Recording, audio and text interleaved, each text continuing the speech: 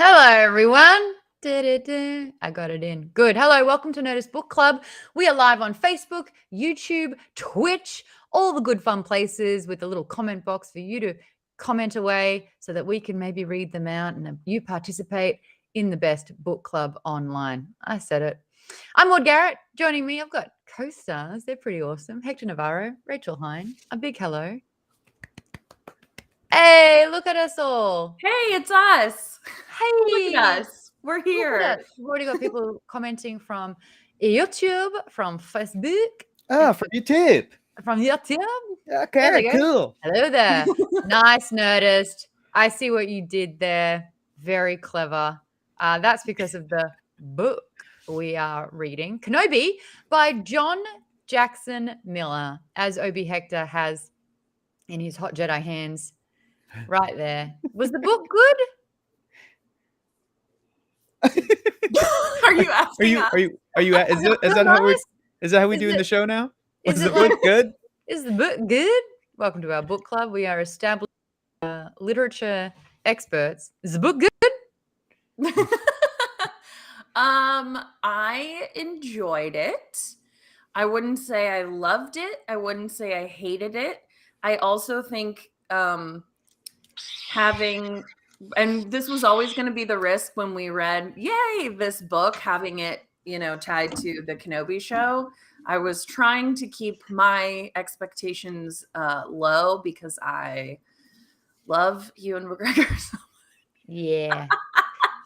But especially Ewan McGregor as Obi-Wan. But then it was so good that it almost isn't fair that we read this. But in my opinion, I really enjoyed it. And so it almost isn't fair to the book, but I did enjoy it. And especially thinking about it, when it was published and before the sequel trilogies and all of the great stuff we've gotten since then, I did really enjoy it as a Western, as a way to look at Obi-Wan in this kind of period of time between where we knew him in the films. It's a really interesting book good?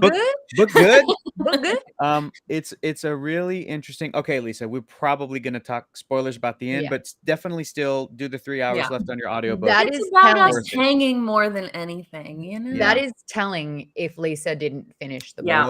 Usually to leave it to the last minute, but when it's good. Oh, Stephanie Impress says best book ever. I think I nailed it. I think it's so interesting to be a Star Wars fan who reads the Star Wars books or the comics or just does any of the extra stuff other than like the movies and TV shows. Since The Mandalorian, it feels like now all Star Wars fans understand that experience of like, oh, I also am watching The Mandalorian and like, and the Book of Boba Fett. Whereas so many other Star Wars fans since the 90s have been like, I've been reading extra books and I've been reading extra comics and look at that. Over there. Did you say Star Wars fans like 3 times? And so therefore I now have to tell you about 100 things that Star Wars fans should know and do before they die, written by Nerdist's own Dan Casey. Dan wrote that? Oh, I gotta get it. This book. Wow. 100 things that Star Wars fans should know and do before they die. Clip that. Amazing. Clip it. Yeah. Send it to Dan and let's get some of those residues, baby. Let's go.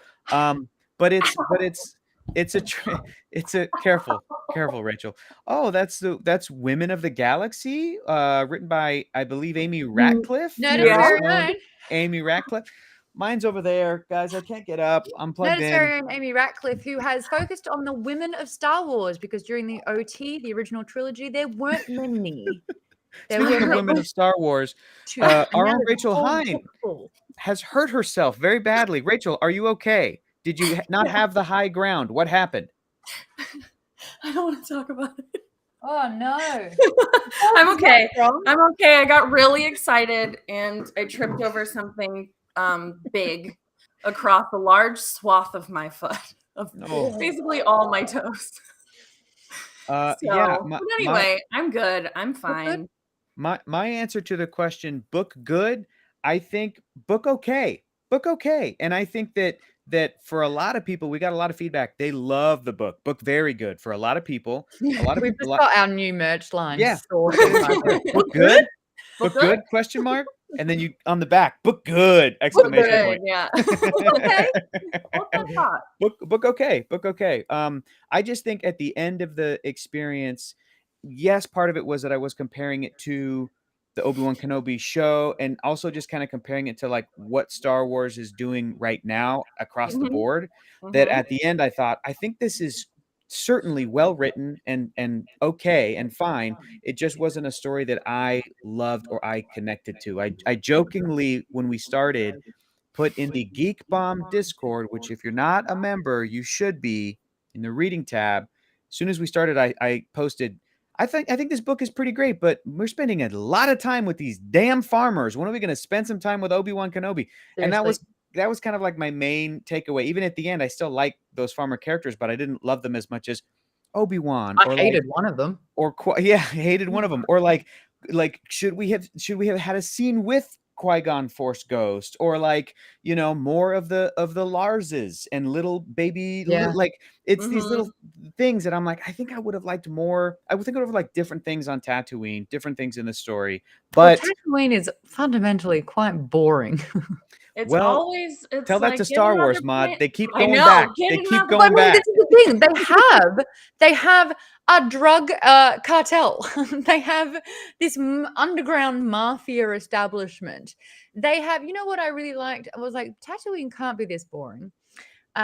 We saw the mayor of one of the towns on Tatooine, and he was so sassy. And I'm like, see, that's interesting. That dynamic was something that I really liked. What happened was, I feel like author John Jackson Miller got a small excerpt and went, these are your confines. Try and make a story from it. Yeah, And yeah, he did the probably. best he could with the box he was given, little bitty box that Uh, he uh, was given with that. a lot of these types of stories, the legend stories, or even stuff that they're doing today, the challenge is, okay, you're going to tell me a story with like a very well-known character, with a very well-known character, and you can't really do too much with that character because you either know where they end up, or maybe the huge corporation itself is planning to do something with them at some point. You can't contradict too much. Like, this book couldn't have revealed, like, Obi-Wan has a brother who also lives on Tatooine, and here he, like, they couldn't have done something that extreme.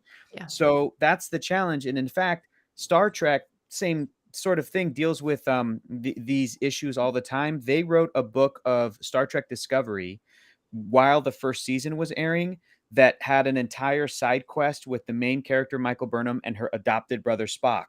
And then season 2 of Star Trek Discovery happened, and Spock was in it, and they didn't mention that adventure at all. So it's this like, oh, Mhm. it completely Continuity is the biggest content, yeah, contradicted. So I think you're right, Mon. I'm sure that John Jackson Miller got, you can do this, but not this. Mhm. And he was like, all right, I'm going to introduce a whole mess of new characters then.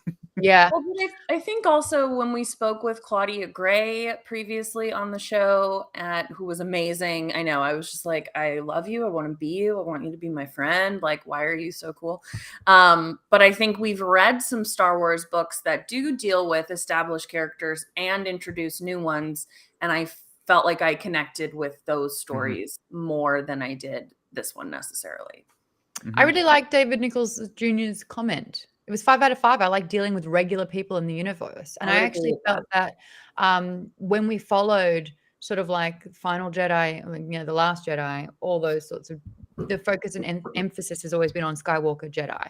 And, Solo kind of went, no, there's like a smuggler and like there are iconic characters that don't have all these Jedi powers. Surely that's interesting. Like, there's an entire galaxy here with now a very finite amount of Jedi. But yeah, so it's interesting to see like a day in the life of, just for me, it came across like it was NBC's Superstore on Tatooine. Let's talk a little bit more about the book though. We'll get into thoughts. I see that everyone's giving their scores out of 5, and we're going to revisit those comments as well. But a little bit about the book. It was published in 2013 when we were, like 7.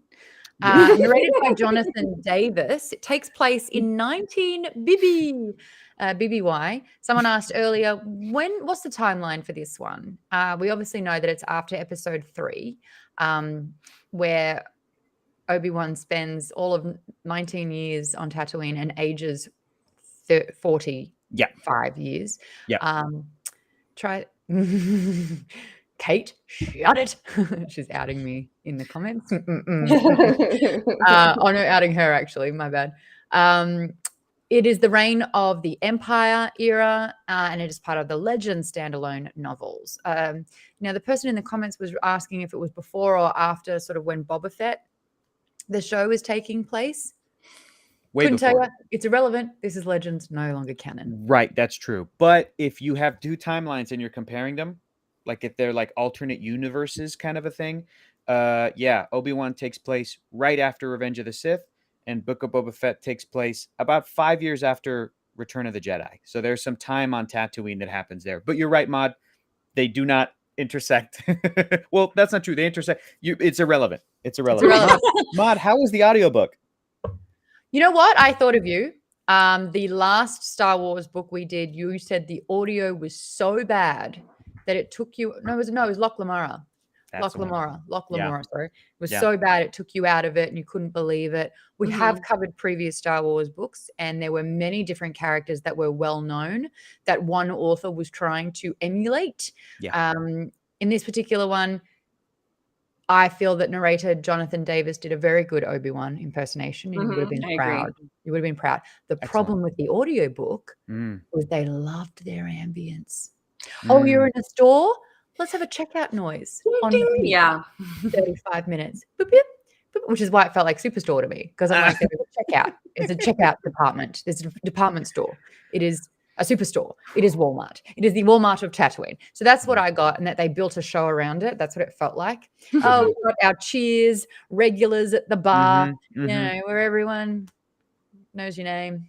Can't sing it. No, but, you cannot. I didn't. It was spoken word. But yeah, the ambience. Yes, thank you, Vaden. Beep, boop. It was that the whole time.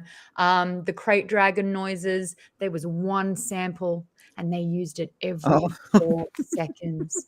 And you just like got it. They've done that other times when like an alarm is sounding. It sounds the entire chapter. So they go a little bit hard, but they also go like I would rather very limited than too much. Well, no, not even. Like if you're going to put on a production, fantastic. If you I remember Lords of the Sith, which was an audiobook that I listened to, was fantastic. I want to read it. I want to read it. The data bank of all the sound effects and Lucas, and like they used some of the symphony to build crescendo and those moments. But for this one, it was Timmy, who I think the person who was supposed to do it went on holidays, went on annual leave, and little Timmy was in there, and he's like, I figured out how to just copy and paste. That's what I'm going to do. And it's like, just because you could, Timmy, doesn't mean you Poor should. Timmy. You're making me want to like, it really is almost like a dream job of mine to be an audiobook producer. But I know that also Hector, the problem is you've been so good at everything that you attempt. So you need to calm down. And it also probably wouldn't stop the ultimate decision maker from being like, we don't have the budget for that. We don't have the budget. And then I'd be like, then I quit. Then you're problem stifling in my every art. field. But you're also like, and I can do all the characters for it. Yeah. Really well. So I'll narrate the book, and then I'll produce the book. And then I'll audio produce the book. And you know what? Sleep. I can draw. I can give you a cover. What does it feel like to have that much talent? Should we have Maude? It feels great. Should we have Maude do and humility? It's great. Should we have Maude read the synopsis? No, I was actually going to ask you to do it as Obi-Wan. What? Oh. Which Obi-Wan? I can't do Ewan, but I think I can do the old Obi-Wan. Alec Guinness. I think I can do. Yes. They're the same person. No, they're not. Old Alec Guinness sounds like this is so bad. You got it. The Republic has fallen. Sith Lords rule the galaxy. Jedi Master Obi-Wan Kenobi, that's me, has lost everything but hope. Tatooine, a harsh desert world where farmers toil in the heat of 2 suns while trying to protect themselves and their loved ones from the marauding Tusken raiders, a backwater planet on the edge of civilized space, and an unlikely place to find a Jedi Master in hiding, or an orphaned infant boy on whose tiny shoulders rests the future of a galaxy. Also, maybe a girl, but this is about the boy. Known to locals only as Ben, The bearded and robed off-worlder is an enigmatic stranger who keeps to himself, shares nothing of his past, and goes to great pains to remain an outsider. But as tensions escalate between the farmers and a tribe of sand people led by a ruthless war chief, Ben finds himself drawn into the fight, endangering the very mission that brought him to Tatooine. Ben, me, Jedi Master Obi-Wan Kenobi, hero of the Clone Wars, traitor to the Empire, and protector of the galaxy's last hope, can no more turn his back on evil than he can reject his Jedi training. And when blood is unjustly spilled, innocent lives threatened, and a ruthless opponent unmasked, Ben has no choice but to call on the wisdom of the Jedi and the formidable power of the Force in his never-ending fight for justice. Because they will be back and in greater numbers. Fantastic. I'm going to go scroll back through some of our ratings that we found in the comments. We asked you to rate it out of 5. Baden gave it a 1. 1 out of 5. Whoa. Jay Buntrock gave it a 2 out of 5. Jimmy gave it a 2 out of 5. Stargirl gave it a 3 out of 5. Oh, wow. Okay, cool. What did y'all give it? Rachel? Not Cassandra. I gave it a 3. Maude? 2. I did not find this book interesting. It's a little dry. This was boring. This was a day in the life of boring farmers in a very dull area. It felt very small town. Yeah. You know? Yeah. It was just Well, very, it's very also, uneventful. I feel like it plays for depending on if you enjoy this type of story, it also plays into a lot of Western tropes of these sort of like, it is sort of like this small town, and there are the regulars at the bar, and they get into their fights, and then the mysterious man with the past comes in and has to get involved, and maybe make things get even more dicey, but he saves the day and the girl at the end. And so this was very much that.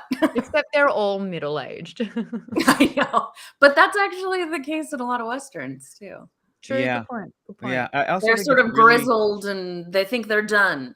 Unforgiven. Yeah. Logan. They're all Westerns. I think it's so funny how in the acknowledgments in the back of the book, I don't know if you guys read it, but John Jackson Miller's like thanking who he wants to thank. And he says he first started developing this story in 2006 as a comic book when his comics editor, because he writes comics, challenged him to do something that hadn't been done at that time, which is Star Wars as a Western. And I think it's so funny because it's like now where we are today, Star Wars is mostly a Western. That's like the more common take on this material. Mandalorian especially. That's absolutely what it is. So he was saying that he was writing this as a comic, but then he had 50 pages of notes, and the story was better suited for a prose novel than a graphic novel. So he put it away, and then the opportunity happened again in 2012. The book came out in 2013, and then 2 years later, I think maybe even in 2012 or 2013, Disney like bought Lucasfilm, and then 2 years later, 2015, The Force Awakens, and then everything kind of started. So I feel like this barely made it in, barely slid in the the considered now Legends era. But it's very interesting too, because while reading it, I thought, I don't know if this would make a great show. I don't know if it would make a great movie. I don't know if it would make a great Mandalorian did Western better. I think and it could be an episode of like some problem that's solved. Like I could see that. Is like the whole arc. Of, But it's to your point, point, like Maude, a Scooby-Doo episode. Yeah, I mean, a little bit like he's the real villain, but to your point, Maude, I think that there's some stuff in here that is, in my opinion, it's almost like John Jackson Miller specifically focused on the stuff that's like, it didn't need to be super visual or visually interesting because it is a novel. Whereas I know that if he were forced to write this as a comic, it would be a different story because he would be catering to the comic book medium, or if it was a TV show, a cartoon or whatever, if it was something visual, it would be a different story. But I think that the way that it was written and the way that it was plotted out, knowing it's a little dry, we're going to spend some time with some characters and really spend some time with some characters. But I think that the author knew this is going to be a novel. So I don't know if I would even be stoked to see this story in another Star Wars format. I'm like, just kind of leave it as a novel, I think. It did feel like an episode that they stretched to a book. I will say that. You know what? Corinne says, I wonder how fans felt about the book when it came out. I think the Star Wars hype and how Star Wars has evolved has changed our perception of that world. When we announced that we were covering this book on Nerdist socials, there was a resounding excitement from Star Wars fans who had read this book and loved it. And I was really excited to get into it. But I think since 2013, where we had a trilogy that shouldn't be called a trilogy come out in terms of movies, and the TV shows have been the superior way of storytelling in the Star Wars universe since. I feel like if you combine moments from The Mandalorian and the Book of Boba Fett, that has done a better job at exploring Tatooine. Boba Fett in terms of understanding the Tusken culture. Yeah. And Mandalorian in exploring the Western genre. I think that I agree, Maude. And I also think that this book, as it started and how it was depicting Tuskens, I was like, oh boy, this isn't going to be great. But by the end of it, I was like, okay, there's some nuance here. Like we sympathize with them, but there's still a couple of moments that felt like, 2013 was ages ago. Yeah. Settlers, great way of saying colonizer. Yeah. Yeah. But I understand, and it's so interesting how it's like there was just black and white. It was like, no, we're going to cast a very, paint a very brushed stroke over all of the Tusken Raiders as a whole. They are all bad. They are all awful. And I liked that we learned about Annalyn's sort of like compassion for all beings, and that you could see the parallels between a mother trying to raise a son in this world. So that was kind of like humanizing humans. I miss, and I want to ask you what you were going to say in a second, Rachel, but I miss the Tusken language because this book is just translating what they're saying into English so we can read it. But I miss that that cool thing. I'm like, I wanted to like feel that, but instead sometimes they had almost language that was like a little choppy or almost kind of stereotypically. The narrator did make it sound like they were talking like I don't. Yeah, it's a little awkward because it's that classic like Native American stereotype of like speaking this way, this thing, like word, like one word at a time kind of a thing. And I would rather have had like Tusken language, and then it's in comic books you can get away with it, and of course in TV shows, and then with like a cool sign language subtitle. Yeah. Rachel, what were you gonna say? Well, two things. First, before I lose this train of thought, we did a really great interview with Troy Kotzer, who developed the sign language and interpretation for Book of Boba Fett. So highly recommend it. Melissa Miller did that interview. I was on in the background, muted, and it was just one of the most delightful interviews. But the original point I was going to make was the cartographer pointed out that this one doesn't really subvert any of the Western tropes the way that like the Mandalorian does to different degrees of success, whereas this does just feel like it's a Western. Totally. A straight up Western. Yeah, that's true. All right, I got a couple of curveballs for you. Was anyone else really severely annoyed that Annalyn had to be Annalyn, abbreviated to Annie? Like they needed another Annie? Why did I just not get that until this moment? I know. Because you know why? Because I wasn't hearing it. I was only reading it. I wasn't hearing it. I was only reading it. It makes sense. Annie? Also, at the beginning when Oren was introduced, I had to rewind a few times. I was like, wait, is this Owen? That doesn't make sense. That was another one where I was like, wait. Yes, the narrator was just mispronouncing Owen. He was just saying, here's Oren Lars, here he comes. I got a Starbucks order and I was Owen. Maude? No, Owen. Sure.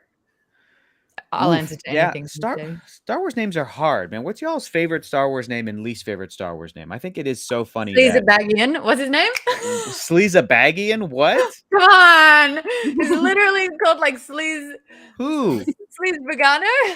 Who? Who are you talking about? Salacious the guy Crumb? Who sells death sticks on Coruscant. Oh. Okay. His name is Elan Sabagano, otherwise known as Sleazebagano. Oh, yes. I remember that guy. Sleazebagano. Okay. Wasn't that actor in the first Matrix movie?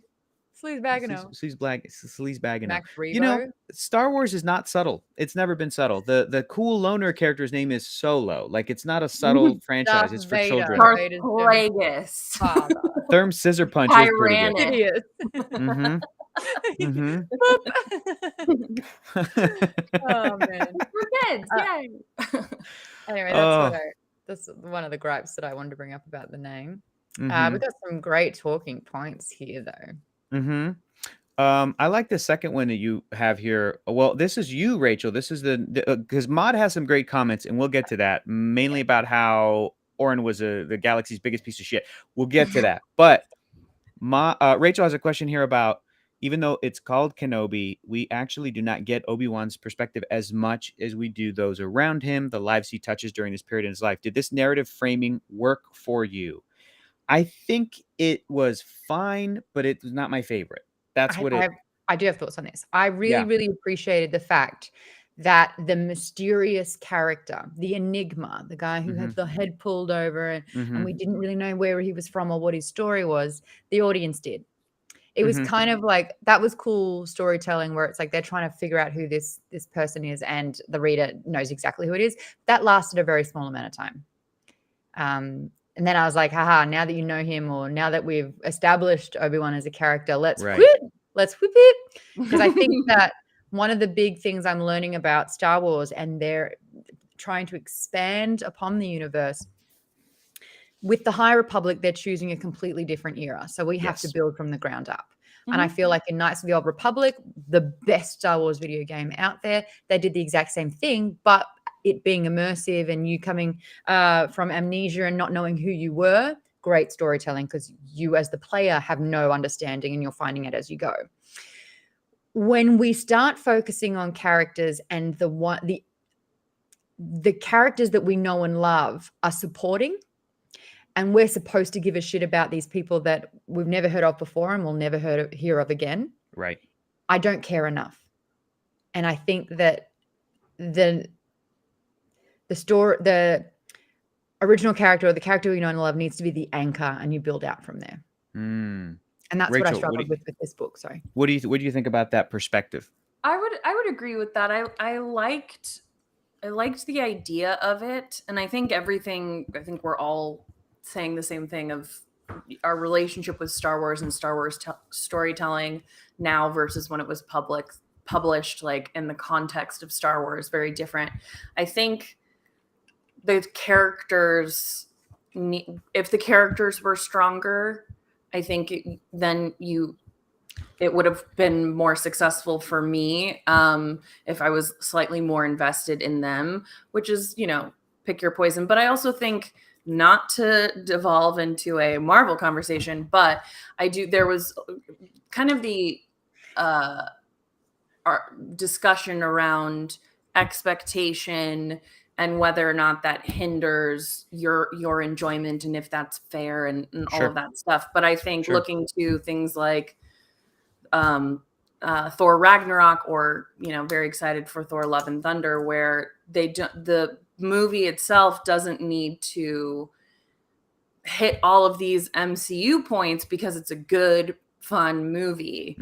And then I think when you end up with a movie where your mileage may vary, but you might feel like some of the characters are short changed.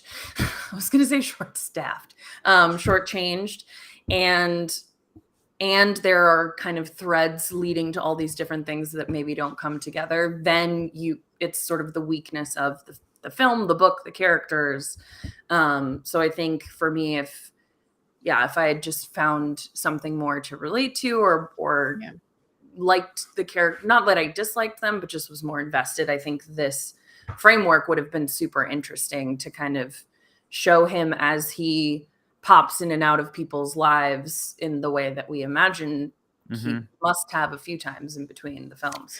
You know what that just reminded me of is that one of my favorite, speaking of Thor comics ever, no joke, is a comic book where in the comics, instead of having New Asgard in like Norway, they moved Asgard to floating above the state of Oklahoma, out in the plains in the United States. And they had a whole comic book that was just like, hey, there's a nearby town in Oklahoma that now has these Asgardian gods as their neighbors. What is life like for these regular people? And in their little normal lives, like, for example, a guy's car breaks down on the side of the road, and then all of a sudden, like, Hogun the Grim comes up holding this huge boar, and Hogun's walking back to Asgard, and like the little kids in the car are like, what happened? What's going on? And they're talking to Hogun, and he's like, I caught this boar, and now I'm taking it back to to Asgard to eat it. And they're like, we don't have any boar here. And he's like, yeah, I was in a place called Montana or something. Anyway, like, just these great little moments of, but it's because and then like Thor had an interactive moment, and Loki, and all these different characters. And once you know the established character, if you can build out great little moments of perspective there. Yeah. And we got a few of those. Like, we, Obi-Wan was referencing key points where it's like, oh yeah, that's a really cool part. That's a the force is not strong with me. My lightsaber. Don't worry, it fell through the ground. Yeah. There are some fan service moments. Yes. But they blink and you'll miss them, or they're like, but not enough of a payoff. I completely agree with what Corinne says in the comments. It was fitting that he remained mysterious to the characters. But on the other hand, I wanted to dive into Ben's thoughts more. So my favorite parts were his meditations with Qui-Gon. That's same. My favorite parts of the book. Yeah. And like, I wanted way more of it. You know how, like, when you read a really good book with these characters and you get to the last page and the last word and it's over, and all you want is just like an extension. I miss my friends. Yes. Yes. And even in the Return of the Jedi, all of the Force ghosts are kind of there, and you're like, great, we have access to Qui-Gon, who has established how to become a Force ghost. This is the coolest shit. Yeah. This is when we can expand on the story, where Qui-Gon can continue to train Obi-Wan, where they can talk about these things, when we can learn about what being a Force ghost really means. Is it a spirit? Can they travel? Like, what can they see? What can Obi-Wan learn? They were the best parts, but all they did was use that as a way to say, oh, he's crazy because he's talking to himself. Oh, that crazy old Ben. Yeah. And I'm like, they're the most crucial character developments that we get. I also would have loved therapy. It's kind of like how it seems like this new TV show is taking on the same challenge, but I would have loved the challenge of, if I was the author who got that story, this novel, greenlit by Lucasfilm or whatever, and I know that it's between episode 3 and episode 4, right? Revenge of the Sith and New Hope. I would have had my story span the 19 years, the whole, like, I would have done time skips and to just fill that out. It's like, what is Obi-Wan Kenobi learning? How does he go from the character who was like, you were the chosen one, to being in A New Hope? He's kind of like this chill, laid back dude. We are. Well, and that's, yeah. I think the show's doing this, and I think that maybe this could have been a part of the pitch, and maybe I'm just speculating, maybe Lucasfilm was like, sorry, you just have to stick to the story to have it be just 1 year after Revenge of the Sith. Well, so especially it's a little because inconsequential. they were developing the films and all of that, but I also think having it be Obi-Wan Kenobi, that's the title of the book, and so and I think supporting character. And there's some. I think we can understand why all of these things aren't in there, but like you're saying it should have been called Tatooine. The book should have been called Tatooine, or like the name of the store, because it's Superstore on Tatooine, and the adventures that ensue. It's also weird, I guess, because they're customers. That's your go-to for that. But yeah, I think it just made me laugh. But all of that behind the scenes BS with Oren and him stealing from the ledgers and all that kind of stuff, that all happened within the store and within the trust, and it felt like an episode of That's fair. Yeah. a Walmart procedural. So you're saying I have a question though. Go ahead. Book good? Book good? Book not good. What would this book have looked like if it came out after the Clone Wars animation series? It did, and I think that there was one. 2013. Yeah, was the show out then? Right. I finally started watching it. Yeah, The show, there was Gonna do all the animated ones now. There was one mention of. I also just got my girlfriend Abby to agree to do that as well, but not a binge thing, but just sort of like every time we have lunch, maybe watch an episode. She was like, "Okay, it might take forever," and I said, "That's Great. It'll take a long time."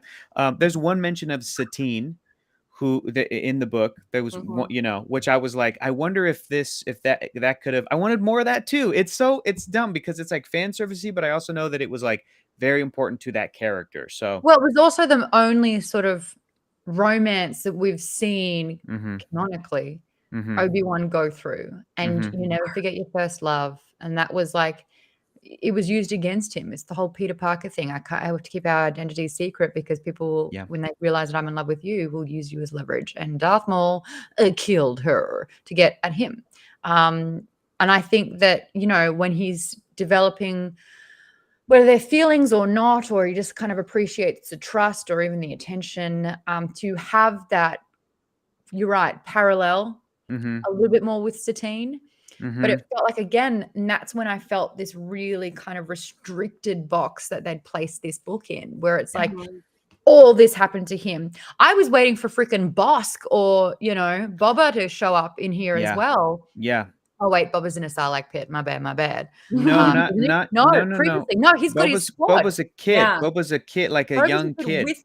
With Bosk, with TK something 11, with the Lats Razzie, like this whole clique, this crew. One of them was on Tatooine during the pod racing. The one who can snipe. Anyway, I think the important thing here, Maude, is you bringing up Satine. I feel like this is a perfect time to officially announce that you played Satine in the flashback scenes in Obi-Wan Kenobi. Let's just put that out there. What was that like, Maude? What was it like? The live action Satine in flashback. What was it like? Petitioning for, I had to be older than Katie Sackhoff. So I would be playing Katie Sackhoff's older sister. She plays Bo-Katan Kryze. But Satine, she died. I cries because I didn't get it. But Satine died when she was a beautiful woman, and you were the perfect age to play. I'm talking about flashbacks. Don't bring her back to life like Darth Maul. She's dead. I can't say this in front of Rage, but I would have been making out with Ewan McGregor in that, because Obi-Wan and I would have been in love. I would have made a great Satine. Yeah. I'm sure you would have. And if anyone has to smooch my husband, I hope it's you. Speaking of smooching, here's a great question from Rachel about the book. Yeah. How do you think John Jackson Miller portrayed a female middle-aged protagonist? Did he capture? No, that was Maude. That's Maude? Well, it was so well written and so thoughtful that I attributed it to Rachel. Because the one right below that is, at what stage did you realize Orin was the galaxy's biggest piece of shit? Maude. I'm like, that's Maude. That's Maude. I have shades of gray, You do. You contain multitudes. So Maude, I'll ask my question. Please. How do you think John Jackson Miller portrayed a female middle-aged protagonist? Did he capture motherhood, her feminine qualities, or did it just fall into her being oblivious to a portrayal? It's a good question. There were moments where I was like, wow, he kind of understands women. Yeah. There was like a couple of moments in here when you got Annalyn's point of view and some of the conflicts she was faced with, how she wanted to be supportive but wanted to kind of also lay boundaries, how she was feeling sort of like a sense of wanting with Obi-Wan. Oh, there you go. Colleen says, I was a single mother with rebellious teenagers, so I related to her quite a bit. Oh. I just thought, Pailing says, hey, Rachel. Hi, Hector. Hey, Duchess Satine. Oh, you. Oh, you. But I wanted to kind of explore the fact that this isn't an Obi-Wan story. This is an Annalyn story with Obi-Wan as a supporting character. A man writing as a woman. How did he go? Do you think, and I'm talking to all women out there, do you think he kind of nailed it, or were there some jarring, obvious sort of Rachel? I didn't pick up on anything too jarring, so that's already a point in his favor. Yeah. Nothing stood out. Yeah. Yeah, nothing like there wasn't a point where I stopped and angrily wrote something down, which I certainly have before, and probably will again. But no, I think I didn't really think too hard about it. I gotta say, I was sort of just along for the ride and seeing what was going to happen to the characters. But this one wasn't one where I had as much personally to sink my teeth into. Ian Powell says it made the two-dimensional parenting from the bad guy more lackluster because Annie's family was more fleshed out in full. Interesting. Yeah. So he wrote the mother and motherhood better than he did the dad. Yeah, sure. Yeah. But then again, Oren is supposed to be a bad guy, and there's definitely a couple of moments of like, pick up your gun, boy. This is what we're doing, and the kid was like, okay, like this, this feeling of like that's kind of how. And the daughter's like, I was just testing you to see if you wanted to kill them. Yeah.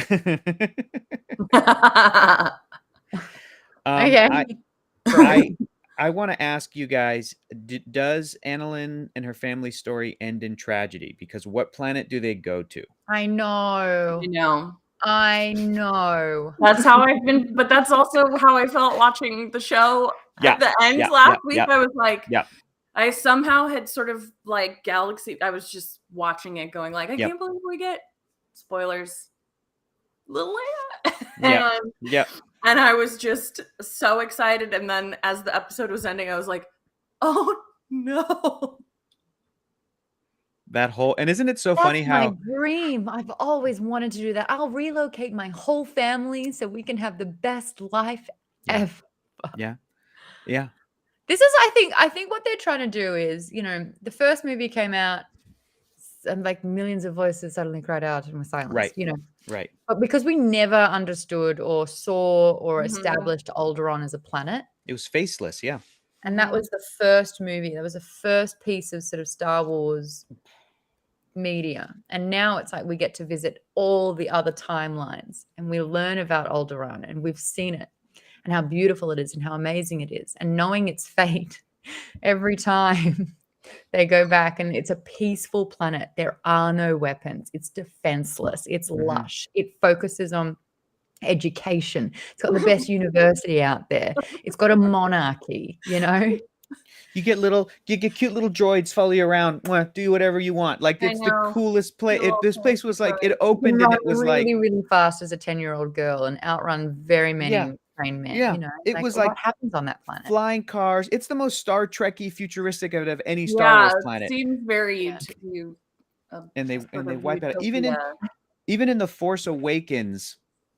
They knew when the First Order fired at 5 planets, because it's 5 times as deadly as the Death Star, that they at least showed people and aliens and stuff on one of the planets that got hit. Including one of the characters from one of the books we read. Bloodline.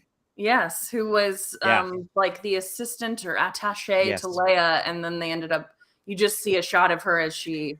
It happens all the time. I read one of my favorite little Star Wars books that I read was one about Rose Tico and her sister Paige Tico. Like I read a whole book with 2 of them, and now every time I watch The Last Jedi and Paige dies right at the beginning, I'm like, no, I thought this time would be different every time.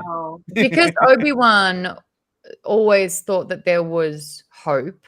So does Em the cartographer, who says Annalyn was going to the program where she would be out in different planets studying zoology, though. So hopefully they were off the planet. They weren't. They got off the planet by the time. That things. I agree. Maude, when did you know Oren was the galaxy's biggest piece of shit? Honestly, that was a thread that just kept unraveling, and I got so mad. I got so mad, and I think I fully misread it. By the way, I fully misread it, where I thought that the book was setting up that Oren and Annalyn were going to end up together, that they did have feelings for one another, that they didn't know. No. You don't propose to someone you've never kissed. That's the moment. That's the moment where I went, oh, screw this guy. No, dude, you're the worst, dude. That's the moment. But everything up to that, overtly charismatic and everyone kind of looking to him, and him being, when they were like, when he has that moment where he's like, wow, I could have been a great politician. It's like, You're like, boom. cool. That's a red Word. flag, my friend. Because you're super corrupt. Colleen says it was kind of hinted at. For me, I was like, oh, we're getting a little bit of a love triangle. And usually a successful love triangle is that you have two incredibly amazing options. And it's like, someone hurts and there's a loss, there's a loss there. But when this man had gone behind her, but knowing that she's nice, that she's generous, that she turns a blind eye when he kind of like skims the top, and he takes a few things and puts it on the ledger that he's never intending to pay off, that she does so much for him. And instead of having a conversation, he enacts this entire elaborate plan to take advantage of her generosity. It reminds me that there is a part of humankind which actually voids the kind part altogether, where people can only be rubbish because they can take advantage of the kindness of others. So if we were all assholes, they would have no power. But because there are really good people in the world, that's right. And that's what a con artist is, isn't it? They take advantage of the goodness of others. And so knowing that she'd done so much for him and they could have worked together, but he was the galaxy's biggest piece of shit, that was really heartbreaking to see how ruthless, corrupt, desperate, but just blatantly soul-sucking he ended up being. Like, I just didn't want to keep reading, honestly. I was like... But I will say, even though I didn't love this story, it's not my favorite Star Wars story, I thought that Owen's ultimate fate was very satisfying. That whole that whole little moment right at the end. Doesn't that sound like Owen? Am I crazy? Yes, it does. Oren, Owen. Okay. It's... I thought you were trolling me. Bad guy Oren. Thank His you. Okay, ultimate fate was fantastic. And I want to read this comment from the YouTube chat just because I love Corinne's name. Corinne Demyanovich.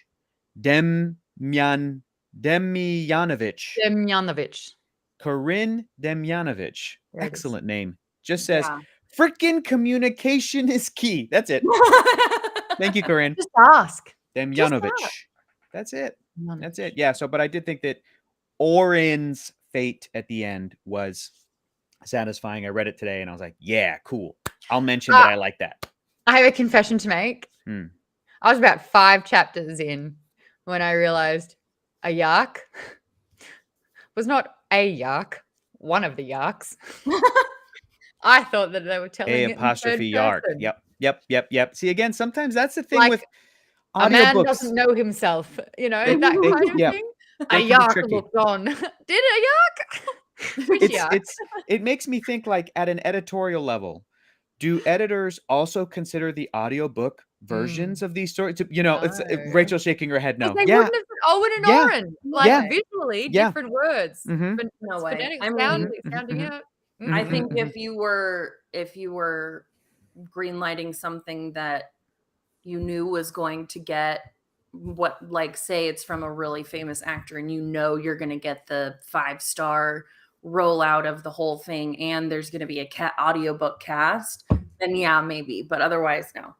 There's a few books where I've read them, and I mean the Throne of Glass series, where you keep like Elaine. Oh yeah. Listening to that, they had the same name. Oh man. So it happens quite a bit when they're phonetically written differently. Are you guys happy that we read it and are now talking about it? But we've also even seen 2 episodes of Obi-Wan. Do you wish that we had finished this before Obi-Wan even came out, or maybe do you wish that we had read this after the whole show? I saw the show, okay, which should surprise no one because I like to read any kind of source material, build out my own thoughts, and then see someone else's depiction of it. I really like comparing them, though. I found that having read the book and then that no longer being canon and then seeing what they were able to select and choose. And we know that they're doing that. It doesn't mean that Legends has been scrapped into a pile, into the garbage compactor and squished into nothing. They are hand selecting some of the things that have been written. For example, the character Thrawn who is now into the Star Wars Rebels and is got his own books that are canon, and I think is going to be a part. It's been announced he's going to be a part of the Ahsoka show. Probably. So we're going to see him as a real life character. You know what else is very interesting? Ewan McGregor read this book. Did you guys see that? Ewan McGregor was doing an interview, and I think somebody asked him about previous source material or whatever, or books, and he said that once they finished filming the show, he enjoyed it so much. He just enjoyed being Ben Kenobi so much again that he was like, I read this book, Kenobi, and he goes, I quite liked it. He goes, we didn't do anything of that in the show, but that he just enjoyed reading it as like a different, he said he enjoyed the story. And John Jackson Miller tweeted about it and was like, this is fantastic. I had no idea. This is so great. So really cool. I have a question, and I think that this is going to start a lot, and I apologize, but it is a conversation that has come up, and Corinne just said, yeah, he read it after the fact. Do you think if you are a character or, cast as someone in a Star Wars universe, do you think that being an actor means exploring the ins and outs of this character and finding source materials and immersing yourself into every single thing that this character has lived, breathed, and done so that you can embody it authentically? Or do you feel that as an actor, you're like, let me understand this character and interpret it in a way so that I can deliver my performance? I think it depends on the project. And I think Ewan is a producer on Obi-Wan Kenobi, if I'm not mistaken. But I don't know but even if you're a producer, that doesn't necessarily mean that should be your job. But I feel like whoever was creating this show, it was their job. Deborah Chow is the director, who was writing on the show. It's their job to figure all those angles out. And it's especially the job of just people at Lucasfilm. They have a story group that if somebody pitches something, they have to kind of know this stuff to know, oh, that sounds similar to this book that already came out. We should read it, just, or it contradicts or whatever. But then again, I do know some actors, like I just read a Star Wars comic a few days ago that was co-written by Alan Tudyk, because it has K2SO in it, the droid that he played in Rogue One. And I could tell that he wrote some of K2SO's dialogue. And it was a little comic story where he had to babysit some young Wookiees. It was really cute. And he was really funny. And I'm like, I love that Alan Tudyk is taking that kind of, I guess, initiative or passion to be like, no, I'll write a comic book with my character in it. Hell yeah. Totally. Because he knows that character more than a lot of people know that character. So yeah. There are a few, I think, actors who work in comics, like Michael McMillan, who's the preacher in True Blood. He's a comic artist, but also did like standalone stories about that. I think I agree. It depends on the actor, the project, but I feel like there's a difference between like reading the source material or the prep for the character the story that you're telling. And I think especially having portrayed him before and sort of picking up 10 years post that and working through that, with the creative, I don't think he would have needed, to read this one necessarily, but I do appreciate sort of the parallel. I mean, they both hit some of the same themes about where he would be as a character. And I was about halfway through the book when I watched the show, because I had to watch it immediately. And, but what I really liked was that it has a lot of those themes, and you do feel this, like, we want to know how he got to this place, which I'm very nervous about, all of the things that could happen to all of these characters that will really send him into full isolation again, but ready to cry. But I love that the show this book kind of was what I was expecting more of the show to be like, and really focused on Luke and Tatooine. And I know they're going to come back and all of that, but I was just so pleasantly surprised, obviously, because I love Leia, and I feel like we should get young Leia shows. Give me a young Padme show. Give me if we're going to go back to familiar characters, let's do some of the ladies. So we're getting more Mon Mothma. Yes, I'm excited. She looks amazing. She looks so good, and I will. She had one line in the OT. I know, she's one of the few female speaking lines in the whole original trilogy. And she seems like now the co-lead of the Andor show, which is awesome. I'm so excited. Which is also going to make me sad, because it's bleak the whole time. The whole time. I know. To answer that question, I think that, I mean, I'm not an actor, but if I were to be cast in something that has so much history with such a I rabid would. fan base, I'd have to. I would love it. So I was taught that when you want to do something, you immerse yourself in the genre. So I personally would be like, right, I need to know everything about this character.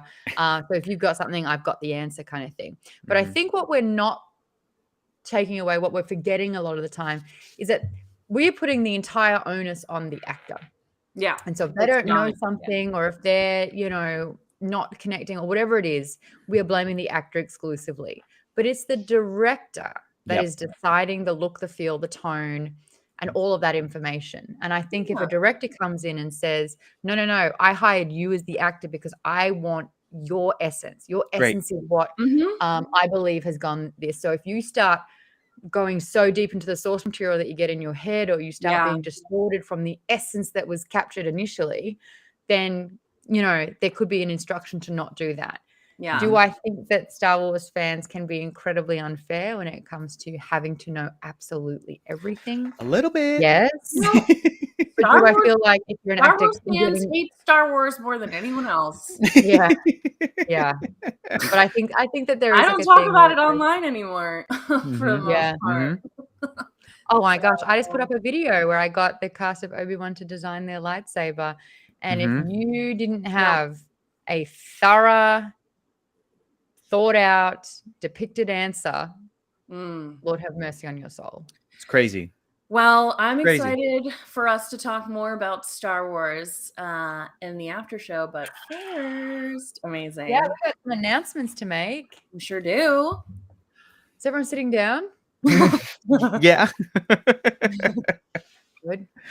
So we've got to announce our next book for next month, June. There was a poll that took place on social medias. If you're not following Nerdist on Twitter especially, make sure you do that right now. Wait, are we reading Dune? Oh, how dare you. What? I almost made that joke too. Is it Oren or Owen? Is it Oren? Is it Owen? Owen. Is it a Yark of the Yarks, or is it that's the name? It's the Yark. It's the Yark. Are you pushing us away because of Look, we have some announcements. Hector, who's been a part of the show since our first episode, October 2016, when it was the first iteration of Nerdist Book Club that took place on Alpha, the subscription network of Nerdist, way back when. The real ones, remember. We're uploading them all to the YouTube page. So if you haven't subscribed to Nerdist YouTube, you can go back through the archives and join us on this very long-winded journey where we covered many a book. Speaking of books, Hector's been pretty booked lately. Booked up. Turns out he's incredibly good at his job. And people want to be all Hector pie. And it turns out there's only so many slices of Hector pie that can go out. So Hector, do you want to announce it? It's your news. Sure. Yeah. I have a pretty packed upcoming schedule. I'm in talks to do some stuff and some jobs and things, and I realized I'm like, I don't think I'm gonna have time to do Nerdist Book Club the way that it deserves to be done, and I don't like to half-ass things. And so I let everybody know. I said maybe I might have to take a hiatus. So that's what we're gonna do. I'm taking a little bit of a hiatus. Hopefully, if things calm down, when things calm down, I can come back. But in the meantime, Maude and Rachel and Allison and Lee and everybody behind the scenes, they have really, really cool stuff planned. So I'm stepping away from Nerdist Book Club for now, but it's not the end of Nerdist Book Club. In fact, Maude, Rachel, do you guys want to share the rest of the news? Sure do. Before we go into True Scorn's comment of how we can clone you, what are some of the big things that you are working on right now? You did just do amazing coverage from the Star Wars celebration over the weekend, which was amazing. But you've got podcasts, you've got your own shows. Tell us about it all. I'm doing a podcast right now with LA Comic-Con and iHeartRadio called Comic-Con Metapod, and that has occupied a lot of time. I'm also doing a SpongeBob podcast with Nickelodeon, and I may have other stuff that I can't talk about yet happening, but I definitely have stuff that I'm planning to do for like San Diego Comic-Con, which sounds like it's just a long time away, No, but it's already about to be June tomorrow. we don't And want to talk Comic-Con's about in July. I'm sorry. I know No. Rachel, head of Nerdist over here, is freaking out. I know it's already happening. It's already in talks. It's already in progress. So that's some of the stuff I'm doing. But stay tuned, and hopefully we'll be announcing more stuff soon. But you know, I love everybody here very much. I love Rachel and Maude very, very much, and I forced them to still be my friend. And we're still gonna come over to my house and watch 3D movies. So everybody Only said because the force is strong with you. everybody agreed to, so that's gonna keep happening. Yeah. Gosh, you really gotta pull my arm to come over and drink wine and hang with you and Abby and gosh, me Beauty and and the Beast Oh. is and very good. Allie and sing along to Beauty and the Beast in 3D. We got to do That's more what we of that. watched. Oh, We've got a no. long list. Yeah. My gosh, Big Hero 6 next. Sure. Yeah, I'm down. Good. Oh, that'd be great. We do have a little bit more news though. The book we're doing for June the month is Song of Achilles by Madeline Miller. We did the vote. That came in very much first. I've got the audiobook. I already bought it a long time ago. I bought it a long time super ago excited for that too, one. and I was hoping we would do it with Book Club. It is in Hector, if you have recognition and free time. celebration of Pride Month as well. So that is our Pride title. We'll be doing that one. You'll see down there, though, the homework for June is to read from chapters 1 to 16, not finish the book. Not finish the book? So we're not going to read the entire book and then talk about? No. Rachel and I have decided that 1 week just ain't enough. We got to expand Nerdist Book Club to 2 amazing weeks so we can cover the first half of the book and then the second half of the book so we can really dissect, but most importantly, check in at the halfway point as a community to discuss the themes, to hold each other accountable, most importantly. So from June, Rach and I will be doing 2 shows a month. Really excited. I'm so excited, and that way I have witnesses when I try to predict the endings of books, because Yes. I do it alone all the time, and I need someone to know when I'm right. Yep. Also, I mean, this is in the Geek Bomb community as well. We had a big discussion on it's just nice to, when you're halfway through a book, to check in and get those different perspectives. Because hell, I needed the team halfway through the Obi book just to be like, hey, this is actually what's kind of cool about it. Oh my God, we can keep reading. Totally agree. So for that, reading chapters 1 through 16 of Song of Achilles by Madeline Miller. Stop when you reach chapter 17. We'll be discussing the first half of that book live Wednesday, June 22nd, same time, same place. And then we'll read the next half of the book and chat about it Wednesday, June 29th, always at 5 p.m. PT. Yes, you do, Lisa. Lisa looks after Geek Bomb schedule. If you think that you can do more than one book, fantastic. Geek Bomb covers the first half of the month where we'll be reading a book, first half, first week, second half, second week. So all the books all the time. If you're like, yeah, a half a book every single week sounds like my jam, we got enough for you, which is going to be fantastic. We will need to continue those recommendations. Send them through using the hashtag Nerdist Book Club. You can also join the Geek Bomb Discord. There is a reading section that is a paid perk, though. It is talking about books 24/7. The community is fantastic. Yes, Colleen, we'll pin it in the Discord for you big time. We also host the after show. So if you're new to book club, us 3 usually will have a chat and break down all the things that we didn't talk about during the 1 hour, or we'll dump our trauma. And that will happen in the after show. Yay! It's not filmed. You can't get any other access. There's no VODs for that one. It's be there or be square, I'm afraid. If you do want to join in the Geek Bomb book chats and discussions, head over to patreon.com/geekbomb. Sign up to the smallest tier. It gets you access to not only the after show, but you can join in the discussion live when we do our Geek Bomb book clubs as well. David Braun says, by the way, +1 on the final girl support group, sorry. Grady Loved it. Hendrix is a great author. So people are going back to our VODs of other books as Cool. well. Yay. Love hearing that. That was Well, one we're of gonna- the that was one of the Goodreads like nominations for like Book of the Year or something. Was Final Girl Yeah, Support well, Group, I've and I been was like, wanting- we read that. I've been wanting to read their other books as well because Cool. horror. Highlight is calling us Machel. Rach. Oh, Modern Rachel is Machel. Oh, Machel. Machel. That's Wow. yeah, okay. Better than Rord. I know, I was like, Anyway, we're gonna head over for that after show and talk about all the we good are. stuff. But Hector, Rod. We are This is- Rod. it's not goodbye. You will be back. We will force you. No, we won't. We're good. But we love you so much, and you know this Who's already. gonna hate on fantasy? Like What you else? did. But also, Don't worry, I'll you're- just be tweeting at you guys every month. Like that Yeah, sounds like another crap. YA fantasy. Like you've ever been that negative. But no, we're so excited to see you do more and more and more stuff. And anytime Yeah, you're you like, got man, I support." really miss book club, you can just pop back on. But you'll be back, pop and in. we love you. And We're so proud of you.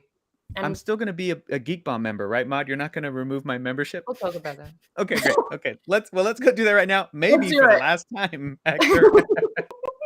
Maybe. Machel. Not Rord. All right. See you everyone at the after show. Bye. We love you, Hector. Love you too. Oh.